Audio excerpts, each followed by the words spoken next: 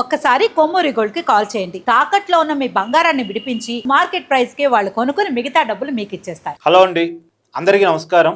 ఆంధ్రప్రదేశ్లో మేధావుల ముసుగులో ఏం జరుగుతుంది, ఇది కీలకంగా మాట్లాడుకోవాలి. ఎందుకనంటే నిన్న సాక్షి పేపర్లో ఒక ఆర్టికల్ వచ్చింది. ఆర్టికల్ రాసింది మాడబూసి శ్రీధర్ గారు. ఆయన రాశారంటే నాకు నమ్మబుద్ధి కావట్లే. రాశారా లేదంటే వైసీపీ ఆర్టికల్ రెడీ చేసి వాళ్ళకున్న సంబంధాలతో మాడబూసి శ్రీధర్ గారు సైన్ తీసుకొని ఆయన అప్రూవ్డ్ తీసుకొని సాక్షిలో ప్రశ్నించారా నాకు తెలియదు. ఆయన రాశారంటే నాకు అనుమానం కలుగుతుంది. సరే, ఆయన పేరుతో ప్రచురితమైంది కాబట్టి ఆయన రాసినట్టే మనం అర్థం చేసుకో. ఆయన సీనియర్ ప్రొఫెసరు, సామాజిక అధ్యయనాలకు ఒక మేధావి, అన్బయాస్డ్గా అనాలిసిస్ చేస్తారనేటువంటి పేరు ఉంది ఆయనకి. కానీ నిన్న ఆయన రాసిన ఆర్టికల్ మాత్రం తీవ్రమైన అభ్యంతరకరం. ఆయనట 3 రాజధాని కాన్సెప్ట్ని సపోర్ట్ చేస్తాడు. జగన్మోహన్ రెడ్డి గారు అద్భుతమైన ఐడియాతో ముందుకెళ్ళాడట. పైగా ఆయన మావిగన్ని సపోర్ట్ చేస్తూ కూడా దాంట్లో రాశాడు. ఇప్పుడు ఇక్కడ క్లారిటీ రావాల్సింది ఏంటంటే మాడబోసి శ్రీధర్ గారు మావిగన్ అనే కాన్సెప్ట్ని సపోర్ట్ చేస్తున్నారా, లేదా 3 రాజధాని అనే కాన్సెప్ట్ని సపోర్ట్ చేస్తున్నారా, లేదు జగన్మోహన్ రెడ్డి గారు ఏ మాట అంటే ఆ మాటను సపోర్ట్ చేస్తున్నారా? ఈ 3 రాజధానుల కాన్సెప్ట్ వేరు, మావిగన్ కాన్సెప్ట్ వేరు. ఈ 3 రాజధానుల కాన్సెప్ట్ ఏంది? రాజధాని అనేది ఒకే చోట కాకుండా 3 ప్రాంతాల్లో 3 నగరాలని రాజధానిగా మార్చాలి అనేది ఒక కాన్సెప్ట్. దీన్ని అభివృద్ధి వికేంద్రీకరణ అని, పరిపాలన వికేంద్రీకరణ అని ఏదో పేర్లు పెట్టారు. దాన్ని మాడబోసి శ్రీధర్ గారు సపోర్ట్ చేస్తే అదో రకం. ఇప్పుడు మొన్న జగన్మోహన్ రెడ్డి గారు చెప్పిన మావిగన్ ఇదొక డిఫరెంట్. ఒకే చోటున 3 నగరాలని కలిపితే ఒక మహానగరాన్ని నిర్మించండి అనేది జగన్మోహన్ రెడ్డి గారి ఇంకో కాన్సెప్ట్. జగన్మోహన్ రెడ్డి గారికి ఒక క్లారిటీ లేదు రాజధాని విషయంలో. ఆయన ఒక్కోసారి ఒక్కో మాట చెప్తున్నారు. అసలు రాజధానికి నగరాలు ఎందుకు, ఈ నాగార్జున యూనివర్సిటీ భూమిలో కట్టొచ్చు కదా అని ఒకసారి. ఇప్పుడు మొన్న మావిగను, అంతకుముందు అధికారంలో 3 రాజధానులు, ఇలా ట్యాప్కోసారి స్టాండు మారుస్తున్నారు. ఇప్పుడు మావిగన్, ఈ మావిగన్కి సపోర్ట్ చేస్తున్నారా లేదంటే 3 రాజధానుల కాన్సెప్ట్కి సపోర్ట్ చేస్తున్నారా? 3 రాజధానుల కాన్సెప్ట్ సపోర్ట్ చేస్తే రాజధాని ఒకే ఏరియాలో ఉండదు, ఒకే నగరంలో ఉండదు, డిఫరెంట్గా ఉండాలి అని అదొక రకం. మావిగన్ అనేది ఒకే చోట 3 నగరాలను కలుపుతూ మహానగరంగా నిర్మించాలి అనేటువంటిది ఇదో రకం. మరి ఈ 2 చాలా డిఫరెంట్ కాన్సెప్ట్లు. ఏ కాన్సెప్ట్ని మాడబోసి శ్రీధర్ గారు సపోర్ట్ చేస్తున్నారు చెప్పాలి. పైగా చంద్రబాబు నాయుడు గారు శూన్యం నుంచి ఏదో క్రియేట్ చేస్తున్నట్టు బిల్డప్లు ఇస్తాడట. అమరావతి పేరుతో అదే జరుగుతుంది. అదే జరిగితే అది ప్రజలు తేల్చుకుంటారు.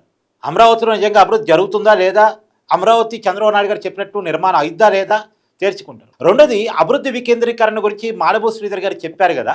శ్రీధర్ గారి కళ్ళకు కనపట్లేదా, కళ్ళుండి చూడలేకపోతున్నాడా తెలియదు నాకు. ఎందుకంటే మొన్న ArcelorMittal ప్రాజెక్ట్ వచ్చింది. ఎక్కడ పెట్టారు? అనకాపల్లి జిల్లాలో పెట్టారు. అమరావతిలోనే పెట్టలేదుగా. గూగుల్ డేటా సెంటర్ వస్తుంది, ఎక్కడ పెడుతున్నారు? వైజాగ్ పరిసర ప్రాంతాల్లో పెడుతున్నారు. పెట్టలేదు అమరావతిలో బ్యాంకులు, వాణిజ్య కార్యాలయాలు, యూనివర్సిటీలు, ఇలా కొన్ని పర్టికులర్ పరిశ్రమలు, ప్రత్యేకంగా క్వాంటమ్ వ్యాలీకి కేంద్రంగా అమరావతిని మార్చాలి అనేటువంటిది, డ్రోన్ క్యాపిటల్గా, హైడ్రోజన్ క్యాపిటల్గా దానికి సంబంధించిన ఇన్వెస్ట్మెంట్స్ కూడా అమరావతిలో ఆకర్షించాలి అనేటువంటిది, ఇలాంటి ఏయో కొన్ని ప్రయత్నాలు జరుగుతున్నాయి. వస్తున్నటువంటి పెట్టుబడులని 3 ప్రాంతాలకు మారుస్తున్నారు చంద్రబాబు నాయుడు గారు. ఇప్పుడు గతంలో కియా వచ్చింది, ఎక్కడుంది? ఎక్కడ పెట్టించారు? రాయలసీమలో అనంతపురం జిల్లాలో పెట్టించారు. శ్రీ సిటీ ఉంది, ఎక్కడ నిర్మించారు? నెల్లూరు, చిత్తూరు జిల్లాల పరిసర ప్రాంతాల్లో నిర్మించారు.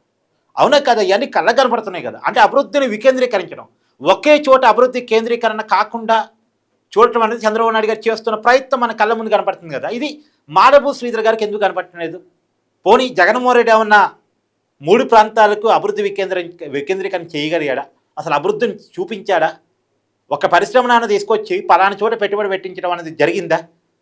ఒక పెద్ద ఇన్వెస్ట్మెంట్ ఎక్కడన్నా ఆంధ్రాలో ల్యాండ్ అయిందా జగన్మోహన్ రెడ్డి గారు 5 సంవత్సరాల పరిపాలనా కాలంలో? పైగా అసలు జగన్మోహన్ రెడ్డి గారు తన 5 ఏళ్ల పరిపాలనా కాలం అంతా చంద్రబాబు నాయుడు గారు కట్టిన సచివాలయంలో కూర్చొని పరిపాలించడం, అంటే జగన్మోహన్ రెడ్డి గారు సచివాలయం రాలేండి, తాడేపల్లి ప్యాలెస్లోనే కూర్చుంటాడు.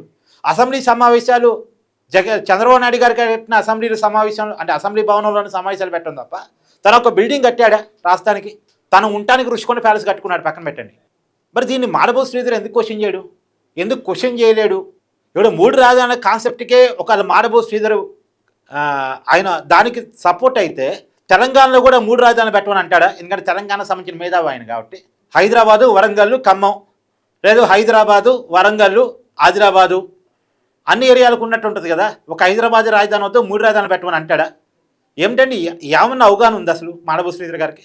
ఆయన మేధావి కదా. పైగా పార్లమెంట్లో ఆంధ్రప్రదేశ్ రాజధానికి చట్టపరిధి కల్పించడం అనేది తెలుగు వారి ఆత్మగౌరవానికి క్వశ్చన్ మార్క్ అంట. ఆంధ్రప్రదేశ్ తెలుగు వాళ్ళ ఆత్మగౌరవం దెబ్బతిందంట. ఒకవేళ నిజంగా తెలుగు వాళ్ళ ఆత్మగౌరవమే దెబ్బతిని ఉండుంటే పార్లమెంటు ఒక రాష్ట్ర రాజధానికి చట్టబద్ధత కల్పించాల్సిన అవసరం ఎందుకని వచ్చింది అసలు? జగన్మోహన్ రెడ్డి వాళ్ళు కాదా? అంటే ఏ పేపర్కి అయితే మాడభూ శ్రీధర్ గారు ఆర్టికల్ రాశారో ఆ పేపర్ అధినేతది కాదా కారణం? రాష్ట్ర ప్రభుత్వం చేతిలో రాష్ట్ర రాజధాని ఎంపీ చేసుకోవడం అనేది ఉంటుంది. 2014లో ఎంపీ చేసుకున్నారు, ముందు తీసుకెళ్లారు.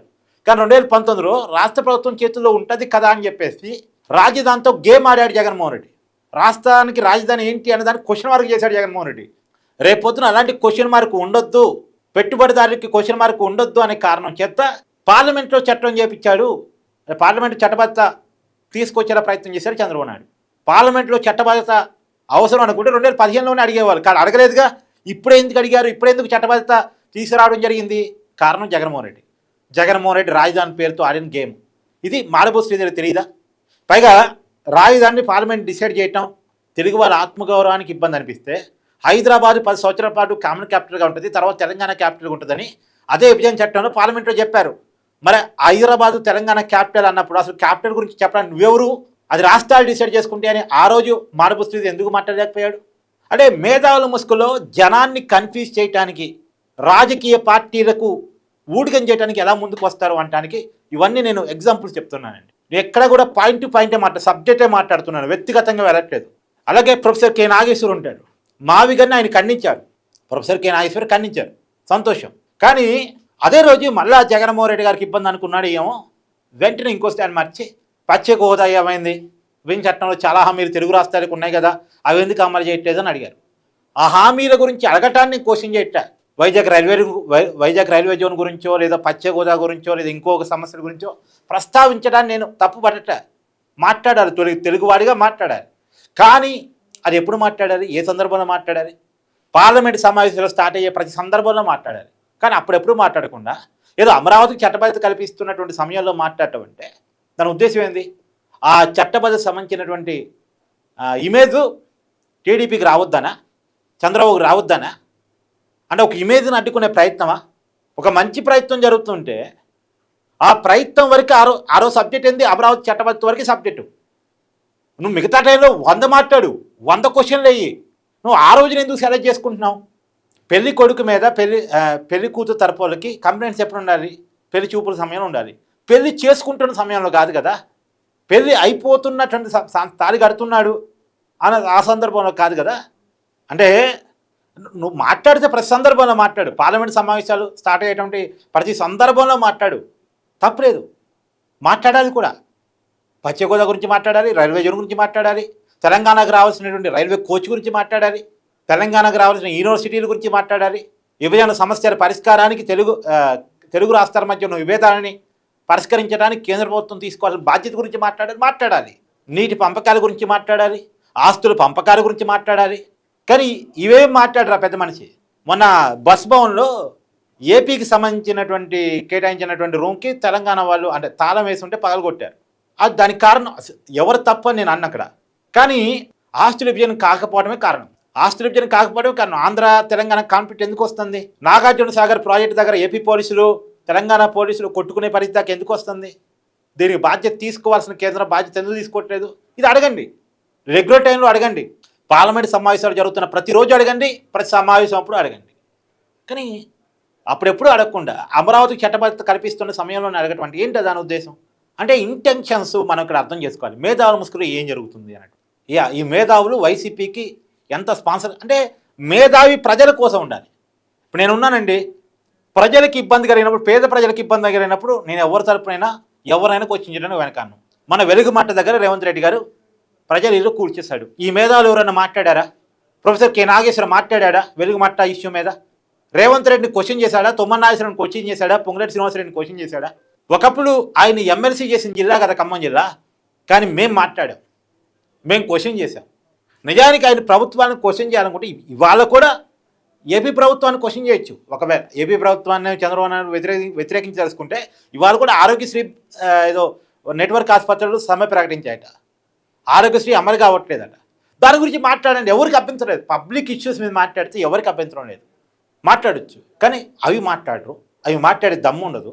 పొలిటికల్ ఇష్యూస్లో స్టాండ్ తీసుకొని జగన్మోహన్ రెడ్డికి లాభం జరిగేలా మాట్లాడడానికి ప్రయత్నం చేస్తాం. అని మేధావులు మూసుకున్న ఇదా జరిగేది. ప్రజల్ని తప్పుదో పట్టించడం, అభివృద్ధిని అడ్డుకోవటమా? మీ అభిప్రాయాన్ని కామెంట్ చేయండి. Thank you.